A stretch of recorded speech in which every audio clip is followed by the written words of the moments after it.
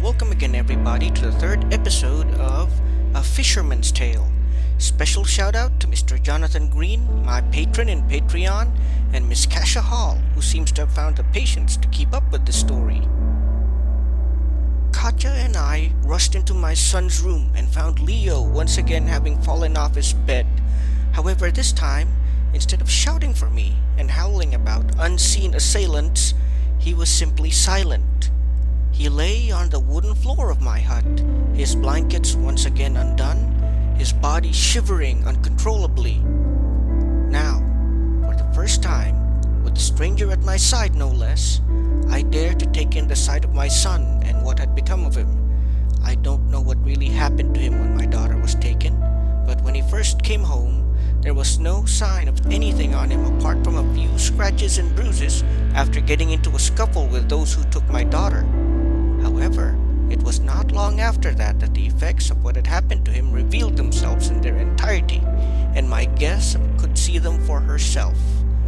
Seeing the deteriorating body of my son, hearing his pleading cries, and smelling the burnt stench of his skin was not something I could ever get used to. So here I was, staring at him in horror and sorrow as he lay once again on the floor, moaning and groaning in agony.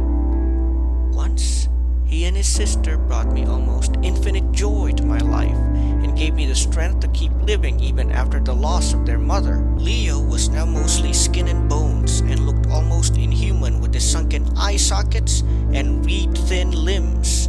His ribs poked from his chest and the knobs of his spine lined his back. Then there was his skin that looked like it had been burned badly even though he has had no contact with fire or any sources of heat.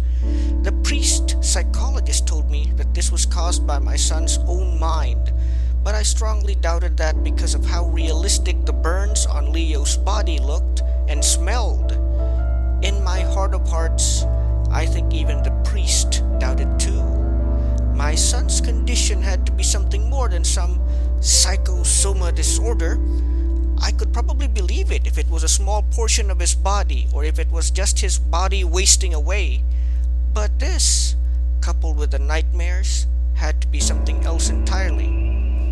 Then, Katja did a curious thing. She grabbed Leo and held him close like he was her child. Then, she began to sing. I don't know what was the song she was singing, nor did I have any idea what language it was in. I suppose it was something from her homeland of Denmark, but she didn't even seem to be forming any words of any kind.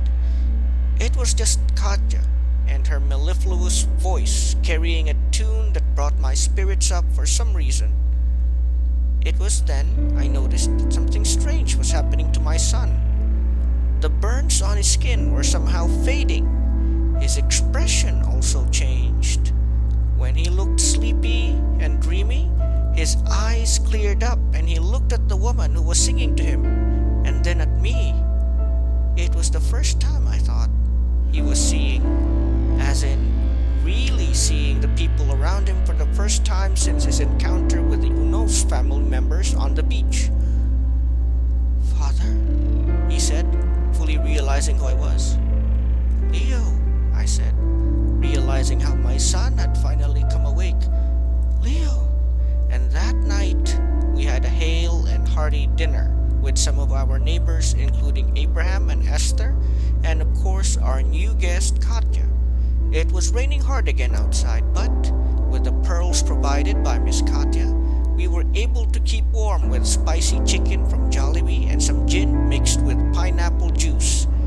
It was also then, on that fateful evening, that we would discuss the Unos family and that something needed to be done about them. It started with my son and what happened when his sister and the other children were taken. I heard this all before, but this time it was told with a little bit more clarity. Indeed, to hear everything that had really happened was both comforting and terrifying at the same time. As my son and daughter played along with the other kids on the beach, none of them noticed the 6 men dressed in white hooded robes approaching them. All of these men were armed, but one of them carried a great torch that held the fire we had seen on the kidnapper's boat. It was this fire, my son said, that somehow hypnotized them into not running away, fighting back, or doing anything, as the men approached and took them one by one to their boat. Something in my son, he couldn't be sure, tried to fight back.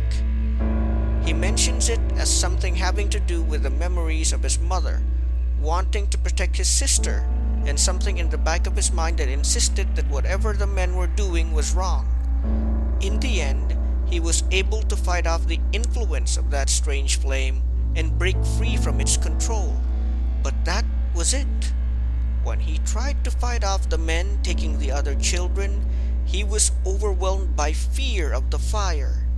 He said that the fire told him and showed him things that no living man should ever see or hear.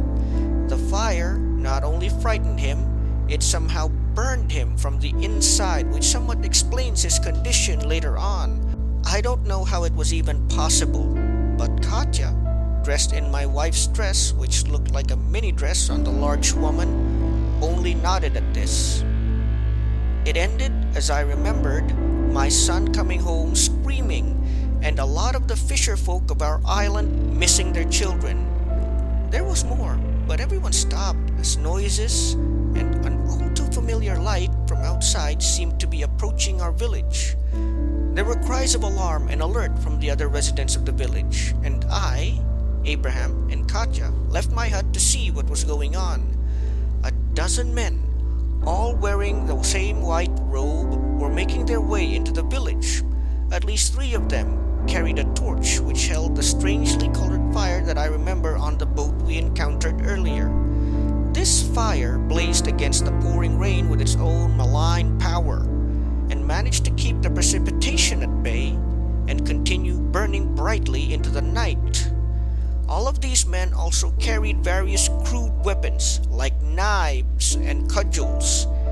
But worst of all, we saw them for who or what they really were.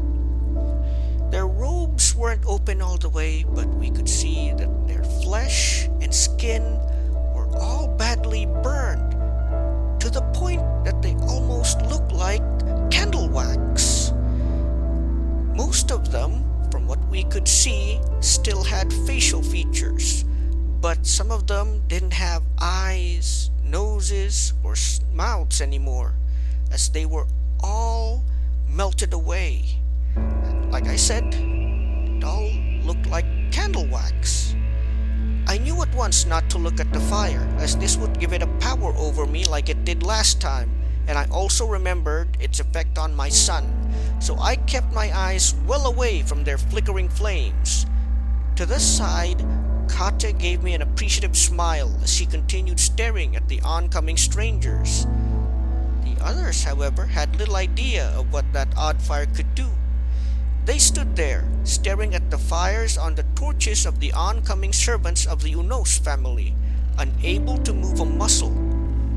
We outnumbered them easily, and they didn't even have guns, but their fire and torches almost left all of us powerless to stop them. "Get water!" I shouted to the other villagers. "Go get water if you can still move!" With that, those in the village who weren't hypnotized by the fire immediately left to fetch buckets of water. I led them in getting as many basins and buckets that were filled with water as we could. Since it was raining, it turned out to be not too much of a challenge at all. We would make this fight against them count this time. We were certainly going to put up a better fight than our children did. That we would make sure of. The moment the men with the torches had gotten close enough, I and another of my compatriots immediately doused them with water.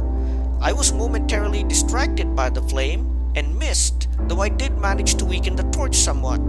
Another villager missed altogether, and the Uno servants were quickly upon him with their knives and clubs. That said, another of my companions was either lucky or had great aim, managing to completely put out one torch with his bucket of water.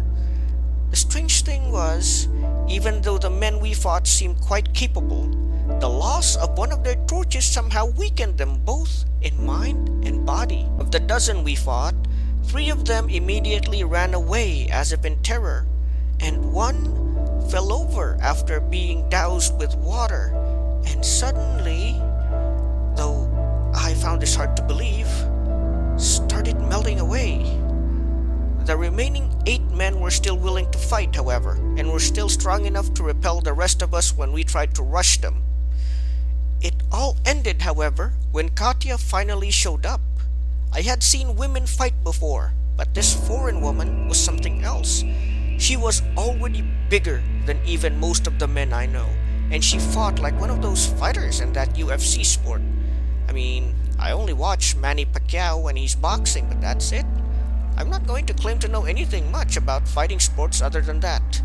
Whatever the case, Katya made quick work of the remaining 8 men, even managing to get one of them to drop his still burning torch and then go into town with them when they were helpless. We poured water on any of the Unos family servants whenever they fell over or became helpless. Katya punched, kicked, and tackled the remaining servants of the Unos family until the last one dropped their torch and ran away. 2 of the torches had already gone out, but one continued to burn brightly in the rainy night. Katya told us not to look at or even touch the torch, but to put it out immediately, which we did quickly enough. Of the 8 remaining, we had taken down 3 of them, and these 3 somehow were melting in the rainwater. It was then that we decided to do something about the Unos family and whatever it was they were up to. If we didn't do that now, who knows what those wretches would do next. With the mayor and Coast Guard in their pockets, they could send police here to arrest us under false accusations. And so, on to our boats we went, most of us men, following Katya, who told us where we needed to go to end the troubles brought about by the Unos family once and for all.